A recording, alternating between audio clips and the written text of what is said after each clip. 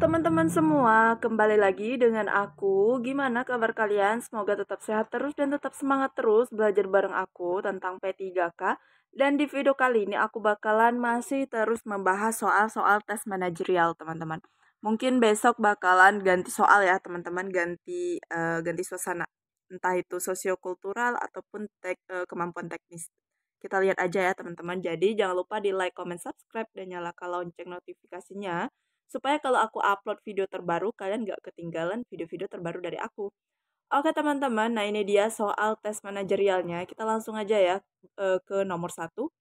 Ketika Anda ke pusat perbelanjaan tiba-tiba anak Anda meminta dibelikan mainan, maka Anda akan... Oke, nah ini dia. Eh nih kita ke mall ya, tiba-tiba anak kita itu minta dibeliin mainan. Nah, sikap kita itu apa?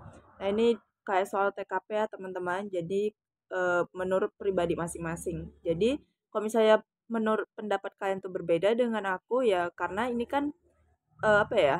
Pola pikir masing-masing ya, teman-teman. Jadi nggak bisa disamain kayak gitu. Nah, tapi ini tuh salah satu referensi buat kalian mengetahui nih contoh-contoh soal tes manajerial seperti itu, teman-teman. Oke, kita baca yang A, menolak karena harganya mahal. Oke, kita keep dulu ya. Yang B, menolak karena Anda ingin ia membeli sendiri dengan uang tabungannya. C, membelikannya karena ia memaksa. D, menolak karena tidak sesuai rencana. Oke, teman-teman. Ini kira-kira jawabannya apa? Nah, ini cuma ke mall ya. Biasanya kalau ke mall tuh entah mungkin jalan-jalan ataupun nonton bioskop ya, ataupun mungkin beli sesuatu kayak gitu ya, beli baju atau apa gitu. Nah, kalau menurut aku sih yang bakalan aku eliminasi dulu ya, kita kecilin dulu nih supaya jawabannya lebih mengkerucut teman-teman, yaitu adalah yang C.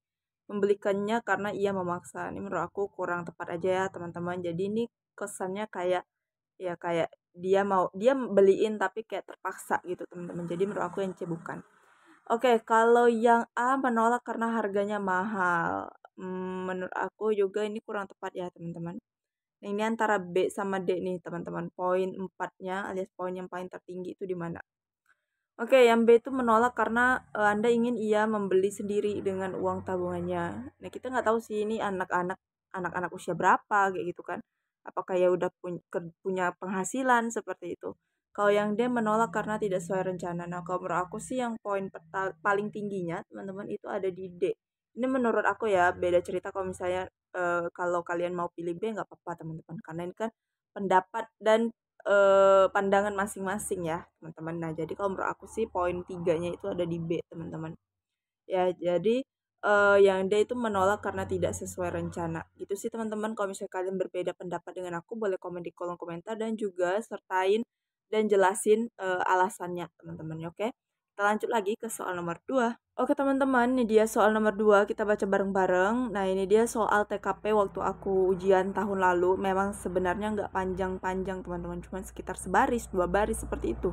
Tapi jawabannya itu kadang membingungkan teman-teman. Nah itu dia triknya di situ.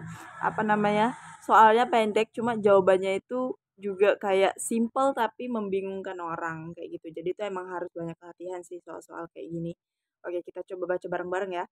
Respon saya ketika dihadapkan dengan perubahan yang mendadak adalah, oke, di sini kita sebagai ASN ya, gimana respon kita atau sikap kita tiba-tiba ada perubahan nih secara mendadak. Nah, ini tuh mereka pengen lihat kita nih, gimana kita mengambil sikapnya teman-teman dengan perubahan yang mendadak tersebut. Oke, kita lihat ya yang A, bingung bagaimana harus bersikap. B, penuh harapan akan perubahan. C, tertekan karena cemas akan dampak yang akan terjadi. D, pesimis karena tidak dilibatkan dari awal proses. Oke, yang namanya ASN tuh nggak boleh namanya pesimis ya teman-teman, harus optimis kayak gitu. Mau kayak apapun situasinya ya harus optimis ya teman-teman. Nah, itu dia. Kita di sini kan mau cari nilai paling tinggi ya, teman-teman. Nah, kalau yang bingung bagaimana harus bersikap ini nanti bakalan mempengaruhi kinerja, teman-teman ya. Jadi menurut aku yang A itu aku eliminasi. Kemudian yang B, penuh harapan akan perubahan. Ini boleh nih kita klik dulu. C, tertekan karena cemas akan dampak yang akan terjadi. Nah, kalau perasaan tertekan, kalau kita sendiri udah tertekan nih, gimana kerjanya mau perfect gitu, teman-teman. Ya, jadi menurut aku sih yang C kurang tepat juga. D pesimis karena tidak dilibatkan dari awal proses. Nah, itu aku bilang tadi tuh, nggak boleh ya pesimis teman-teman. Nah, kenapa nanti takutnya mempengaruhi kinerja teman-teman, jadinya nggak optimal seperti itu. Jadi yang dia aku eliminasi. Nah, jadi poin, tertinggi, poin nomor empatnya itu ada di B teman-teman. Oke, gitu ya teman-teman. Kalau misalnya kalian punya jawaban yang berbeda dengan aku, boleh komen di kolom komentar. Nah, kalau yang bertanya-tanya untuk poin tiganya ada di mana? Poin tiganya mungkin ada di C kali ya teman-teman. Nah, poin duanya itu ada di eh, A dan poin satunya ada di D teman-teman. Oke, kita lanjut lagi ke soal nomor 3. Lanjut, ini dia soal nomor ketiga, kita baca bareng-bareng. Suatu hari Anda sedang makan di luar bersama rekan kerja. Beberapa saat kemudian datang seorang anak gelandangan yang mengatakan ia lapar dan meminta uang atau sisa makanan. Sikap Anda terhadap situasi ini. Nah, ini tuh untuk menilai sikap kepedulian kita terhadap lingkungan sekitar maupun orang lain, teman-teman. Nah, kita baca optionnya. A. Memberi ia uang lalu menyuruh pergi. B. Memberikan ia sisa makanan dan uang. C. Membelikannya makanan. D. Menanyakan di mana orang tuanya. Oke, di sini tuh ada anak gelandangan ya teman-teman. Oke, dia tuh datang ke kita kalau dia tuh lapar, minta uang ataupun sisa makanan. Nah, kalau yang A itu, memberi ia uang lalu menyuruh pergi. Kita keep dulu lah ya teman-teman. Yang B memberikan ia sisa makanan dan uang. Menurut aku sih yang ada kata sisa makanan ini kayak menurut aku kurang sopan atau kurang etis saja ya teman-teman. Kenapa nggak beliin makanan aja kayak gitu. Ya walaupun dia ngasih uang, tapi kalau misalnya ngasih sisa makanan tuh kayak ibaratnya ngasih apa ya, ngasih binatang atau ngasih kucing ya teman-teman ya. Jadi sih menurut aku yang B ini kurang etis, jadi aku bakalan eliminasi. Mungkin kalau kalian ada yang pilih B nggak masalah ya teman-teman, itu kan pendapat kalian sendiri. Kemudian yang C membelikannya makan. Oke, ini boleh teman-teman kita keep dulu. D menanyakan di mana orang tuanya. Nah, ini tuh kalau yang D oke lah ya. Nah, kira-kira A, C dan D itu mana yang paling tepat sikap kita untuk kepedulian kita terhadap orang sekitar, teman-teman? Kalau menurut aku sih yang C ya teman-teman, jawaban yang paling tinggi yaitu membelikannya makanan. Nah jadi kan tadi dia di soal tuh dia tuh lapar teman-teman, dia tuh mau minta uang ataupun sisa makanan. Nah karena dia lapar ya udah kita beliin aja dia makanan gitu kan.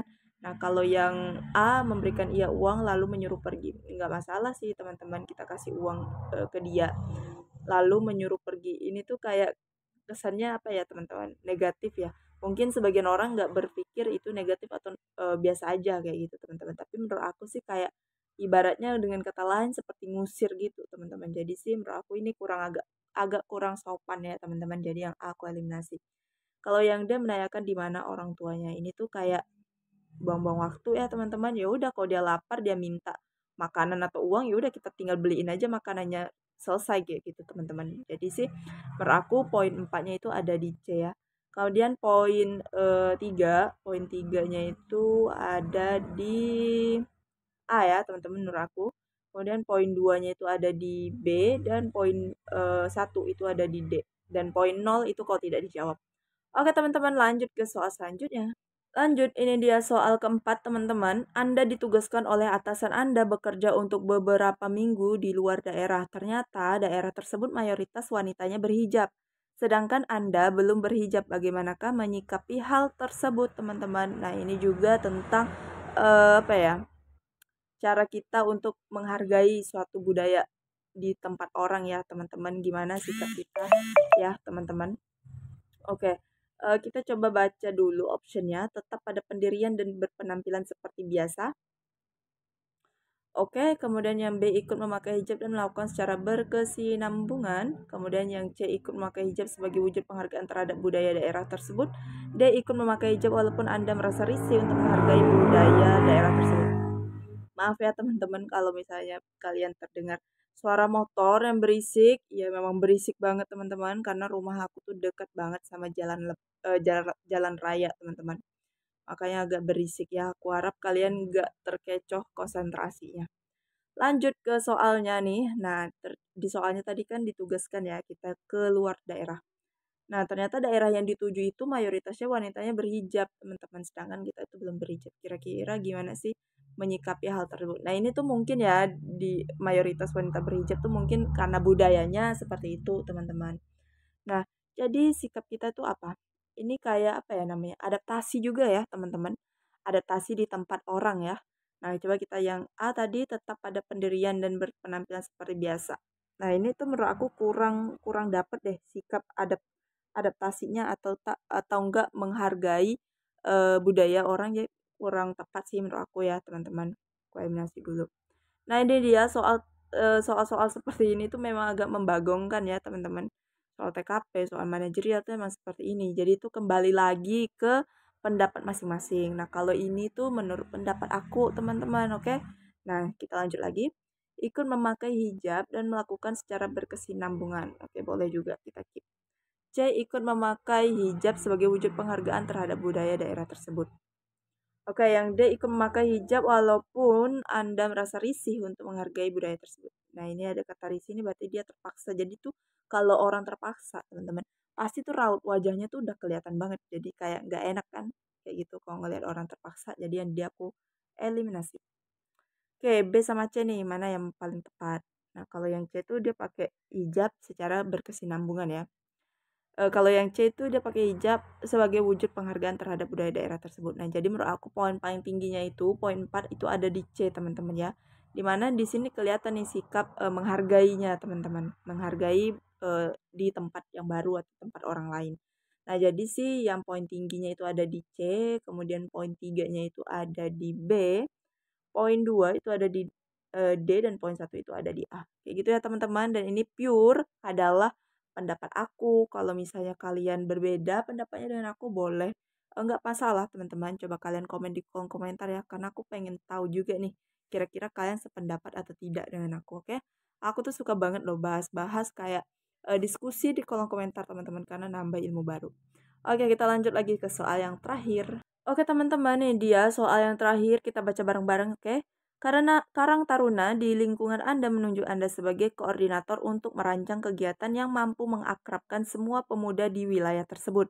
Anda diminta untuk terlebih dahulu membuat suatu proposal. Sikap Anda adalah, oke, ditunjuk nih sebagai koordinator untuk merancang kegiatan Karang Taruna ya, yang salah satunya adalah membuat keakraban nih ke semua pemuda di wilayah tersebut. Nah, kita nih disuruh bikin atau buat proposal terlebih dahulu. Jadi sikap yang bisa kita ambil tuh teman-teman untuk membuat proposal tersebut apa? Oke, yang A, kegiatan tersebut harus menarik, dapat diikuti oleh semua orang, tidak peduli dengan anggaran. Nah, ini nih malahan nanti takutnya menghambur-hamburkan uang ya teman-teman. Jadinya nanti apa ya? Boros ya teman-teman, dan itu pasti merugikan kalau yang namanya di perusahaan udah merugikan perusahaan ya teman-teman. Jadi yang A itu aku eliminasi. B, bagi saya kegiatan harus diikuti oleh semua orang. Oke, yang C, saya akan melakukan studi lapangan terlebih dahulu kegiatan apa yang dibutuhkan. D, saya akan mengerjakan bersama-sama dengan teman. Oke, kalau yang B tadi bagi saya kegiatan harus diikuti semua orang. Nah, ini tuh seolah-olah kayak dia memaksa, harusnya dia tuh cari tahu dulu nih orang-orang itu maunya kegiatan apa kayak gitu, dan mereka tuh sukanya kegiatan apa supaya bisa diikuti semua orang. Karena kan menurut dia nih teman-teman tadi, bagi saya ya belum tentu bagi dia itu ini bagus, bagi orang lain juga bagus. Seperti itu, teman-teman. Sama seperti aku juga lagi bahas soal ini, belum tentu aku bilang yang C itu jawaban yang bagus, tapi menurut kalian belum tentu bagus atau belum tentu nilainya paling tinggi ya teman-teman. Nah, sama seperti itu teman-teman. Nah, jadi sih menurut aku bukan ya, kurang tepat aja nih teman-teman. Nah, sebenarnya itu yang harus kita lakukan sebelum untuk membuat proposal, harusnya riset dulu nih, turun lapangan ya, apa yang harus dibutuhkan, apa aja misalnya anggaran yang diperlukan, kegiatan apa yang diperlukan, siapa aja yang bisa turut serta, kayak gitu teman-teman. Ya, siapa aja yang bisa membantu nih dalam proses kegiatan-kegiatan kayak gini, kayak gitu. Nah, yang C itu saya melakukan studi lapangan terlebih dahulu, kegiatan apa yang dibutuhkan. Nah, menurut aku sih C, poin paling tinggi yaitu adalah 4. Coba kita yang D, saya akan mengerjakan bersama-sama dengan teman. Oke, ini bagus, cuman lebih tepat itu yang paling tinggi adalah yang C tadi teman-teman. Yang poin paling tinggi adalah yang nomor 4 karena kan kita sebagai udah ditunjuk sebagai koordinator. Jadi kita ibaratnya ketuanya lah yang harus bertanggung jawab kayak gitu.